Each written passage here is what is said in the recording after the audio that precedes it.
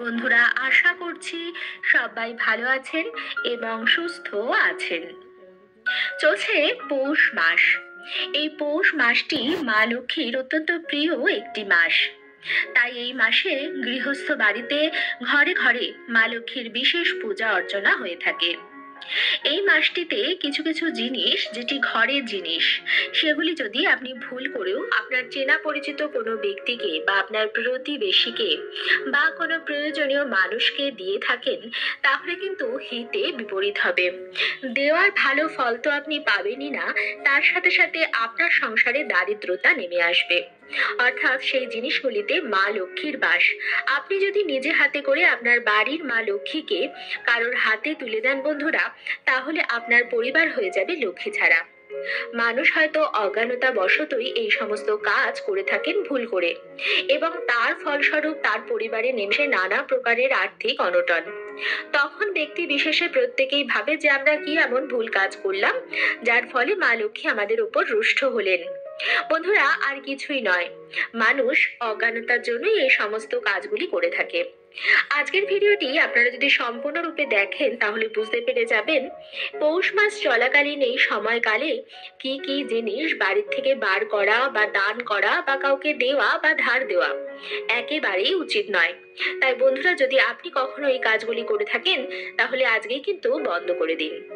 মূল পর্বে যাওয়ার আগে আমার সকল বন্ধুদের কাছে একটাই অনুরোধ করব যে ভিডিওটি সম্পূর্ণরূপে দেখবেন। দেখার পর যদি ভালো লাগে তাহলে অবশ্যই কিন্তু একটি লাইক করবেন, কমেন্টসে লিখবেন জয় মা লক্ষ্মীর জয়, এবং বন্ধুরাও ভিডিওটি শেয়ার করবেন আপনাদের নিকট আত্মীয় স্বজন এবং বন্ধু বান্ধবদের সাথে, যাতে সবাই এই ভিডিওটি থেকে উপকৃত হন। আমি আমার চ্যানেলে সাধারণত পুজো পাঠ, তত্ত্বকথা, বাস্তু টিপস এবং নানা প্রকার উপায় বিধির ওপর ভিডিও বানিয়ে থাকি। চ্যানেলটি আপনার কাছে নতুন হলে সাবস্ক্রাইব করে রাখার অনুরোধ জানালাম। বন্ধুরা, প্রথম যে জিনিসটা পৌষ মাসে ভুল করেও কাউকে দেবেন না সেটি হচ্ছে লবণ। লবণ, সাধারণ লবণ বা সন্ধ্যক লবণ, যে লবণই আপনি ব্যবহার করুন না কেন, সেটি কিন্তু মা লক্ষ্মীর প্রতীক হিসাবে ব্যবহৃত হয়। একটি ঘরের বাস্তুতে বিশেষভাবে প্রভাব বিস্তার করে হচ্ছে লবণ। তাই লবণ যেমন ধারে কারোর কাছ থেকে নেওয়া অত্যন্ত খারাপ, ঠিক সেরকম ভাবে ধার দেওয়াও অত্যন্ত খারাপ। তাই যদি কোনো আপনার প্রতিবেশী এসে আপনার কাছে লবণ চায়, আপনি কিন্তু তার হাতে জোড়হাত করে বলুন যে বন্ধুরা, লবণ দেওয়া আপনাদের পক্ষে সম্ভব নয়। লবণ হচ্ছে মা লক্ষ্মী, তাই বন্ধুরা তিনি যেন দোকান থেকেই লবণটি সংগ্রহ করে নেন। ঠিক সেই একই কথা আপনার ক্ষেত্রেও প্রযোজ্য। আপনিও যদি দেখেন যে আপনার রান্নাঘরে লবণ বাড়ন্ত হয়ে গেছে, তাহলে আপনি নিজের পয়সা দিয়ে দোকান থেকে লবণ কিনে আনুন এবং ব্যবহার করুন। কিন্তু কখনোই বাটি হাতে কারোর বাড়িতে গিয়ে লবণ চাইবেন না। এটিতে কিন্তু মা লক্ষ্মী অত্যন্ত রুষ্ট হন। কিছু কিছু জিনিস ধার বাকিতে চলে না, ঠিক সেরকমই একটি জিনিস হচ্ছে লবণ। লবণ ধার দেওয়াও যেমন চলে না, নেওয়াও চলে না। তাই নিজের পকেটের পয়সা খরচা করে লবণ কিনে নিয়ে আসুন, এবং যদি কেউ আপনার কাছে লবণ চাইতে আসে তাকে ফিরিয়ে দিন। দ্বিতীয় যে জিনিসটা এই পৌষ মাস চলাকালীন ভুলেও কাউকে দেবেন না সেটি হচ্ছে গরু দুধের তৈরি কোনো জিনিস। গরুর দুধের তৈরি জিনিস যেমন ঘি, ছানা, দই অথবা কাঁচা দুধও হতে পারে। বন্ধুরা, এই সমস্ত জিনিসগুলো ধার বাকিতে কাউকে দেওয়া কিন্তু বাড়ির জন্য অত্যন্ত খারাপ। তাই এই জিনিসগুলো কখনোই কাউকে ধার বাকিতে দেবেন না। এতে মা লক্ষ্মী রুষ্ট হন এবং গৃহ হয় লক্ষ্মী ছাড়া। বন্ধুরা, আমাদের সনাতন ধর্মে দানের কিন্তু বিশেষ গুরুত্ব আছে। দান একটি অত্যন্ত পবিত্র এবং পুণ্য কর্ম বলে বিবেচিত আমাদের ধর্মে, এবং বিশেষ বিশেষ তিথিতে দান করলে অধিক পুণ্য অর্জন হয়। তবে সমস্ত কিছুরই একটি নিয়ম বিধি আছে। আপনার রান্নাঘর বা আপনার যে ভাড়ার, সেটিতে মা লক্ষ্মীর বাস, মা অন্নপূর্ণার বাস। সেখান থেকে আপনি দুধ, দই, ঘি অন্য কাউকে দান করে দিতে পারেন না। আপনার যদি কাউকে দেওয়ার অত্যন্ত মন হয়, তাহলে সেক্ষেত্রে আপনি দোকান থেকে জিনিসটি ক্রয় করে তারপর দান করতে পারেন বা কাউকে দিতে পারেন। কিন্তু আপনার ঘরের ভান্ডার থেকে দুধ, দই বা ঘি দেওয়া কিন্তু অত্যন্ত অশুভ বলে বিবেচিত হয়। তাই এই বিষয়টা বিশেষভাবে খেয়াল রাখবেন। তৃতীয় যে জিনিসটা পৌষ মাসে কাউকে দেবেন না বা না দেওয়ার বিশেষভাবে চেষ্টা অন্তত করবেন, সেটি হচ্ছে টাকা পয়সা ধার দেওয়া। হ্যাঁ বন্ধুরা, আপনারা একদম ঠিক শুনেছেন, টাকা পয়সা অকারণে ধার দিলে সম্পর্ক খারাপ হয়। আপনি নিজেই বিচার করে দেখতে পারেন। টাকা পয়সা ধার আমরা তাকে দিয়ে থাকি যারা আমাদের পরিচিত, হয়তো আমাদের বন্ধু বান্ধব বা আত্মীয় স্বজন, যাদের প্রয়োজন আছে বা যাদের প্রয়োজন ততটা নেই কিন্তু তাদের অভ্যাসবশত তারা ধার বাকি নিয়ে থাকেন। বন্ধুরা, মানুষ প্রয়োজনে যারা হেল্প করে তাদেরকে মনে রাখে, কিন্তু সব সময় হেল্প করা সবার পক্ষে সম্ভব না হতে পারে। কিন্তু মানুষের স্বভাবই এই, যতক্ষণ আপনি তাকে সাহায্য করছেন ততক্ষণই আপনি তার কাছে প্রিয়।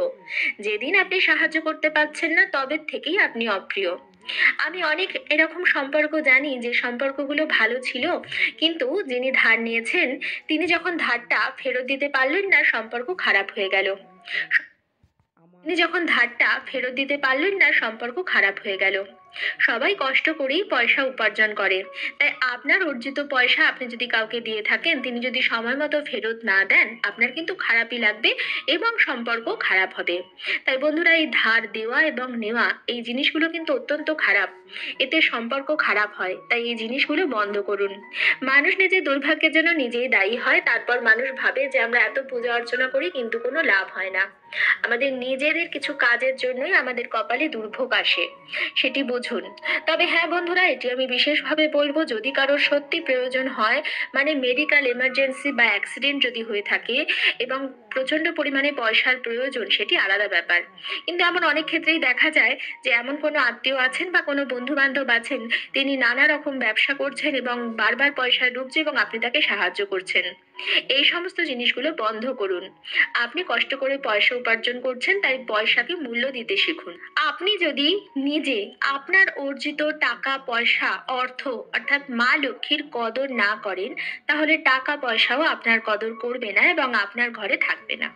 এরপর যে জিনিসটা আপনি ভুল করেও দেবেন না সেটি হচ্ছে সর্ষে বা সর্ষের তেল। বন্ধুরা, সর্ষে এমন একটি জিনিস যেটি কাউকে ধার দেওয়া উচিত নয় এবং কারোর বাড়ির থেকে তো ভুল করেও এই জিনিস নিয়ে আসবেন না। এটা কিন্তু বাড়ির বাস্তুতে অত্যন্ত খারাপ প্রভাব পড়ে। সর্ষে এমন কিছু জিনিস নয় যেটি আপনার খুবই প্রয়োজন এবং এক্ষুনি লাগবে, যেটি ছাড়া চলবে না। আপনি দোকান থেকে সর্ষে নিয়ে আসুন বা সর্ষের তেল নিয়ে আসুন। সর্ষের তেল এই পৌষ মাস চলাকালীন যে কোনো দিন যে কোনো সময় যাকে তাকে দিয়ে দেবেন না, এবং কেউ যদি চাইতে আসে তাকেও কিন্তু আপনি দেবেন না। এই জিনিসটি ধারে দেওয়া চলে না। একটি বিশেষ গ্রহ দোষ কাটানোর জন্য একটি বিশেষ দিনে সর্ষের তেল দান করা হয়। তবে সেই বিষয়ে আমি আজকের ভিডিওতে কথা বলবো না। তবে বলে রাখি বন্ধুরা, কেউ যদি আপনাদের এক বাটি সর্ষের তেল দিয়ে থাকে, আপনি কিন্তু নেবেন না। পৌষ মাসে ভুলেও আপনার ঠাকুর ঘরের জিনিসপত্র কাউকে দেবেন না। ঠাকুর ঘরের জিনিসপত্র মানে ঠাকুরের বাসন কোসন, যেগুলি পিতল কাঁসার হয়ে থাকে, আপনার ঠাকুর ঘরের প্রদীপ, শঙ্খ, ধূপকাঠি, ধূপদানি অথবা যে কোনো পুজোর সামগ্রী, এগুলি কিন্তু কাউকে দান করার জিনিস নয়। তাই বন্ধুরা, কেউ যদি আপনার পুজোর কাজে ব্যবহার করবার জন্য আপনার ঠাকুরের বাসনপত্র চেয়ে থাকে, না দেওয়ারই চেষ্টা করুন, কারণ এর প্রভাবে আপনার বাড়িতে কিন্তু খারাপ প্রভাব পড়বে। তার কারণ আমি বলে দিচ্ছি, কারণ আপনার ঘরের যে পবিত্রতম জায়গা সেটি হচ্ছে আপনার ঠাকুর ঘর, যেটি ঘরের বাস্তুতে সব সময় ইতিবাচক শক্তি সঞ্চার করে থাকে। আর ঠাকুর ঘর বা ঠাকুরের সিংহাসন মানে কিন্তু চারটে দেওয়াল নয়। ঠাকুর ঘরে থাকা প্রত্যেক কটি জিনিস কিন্তু ইতিবাচক শক্তির ভান্ডার।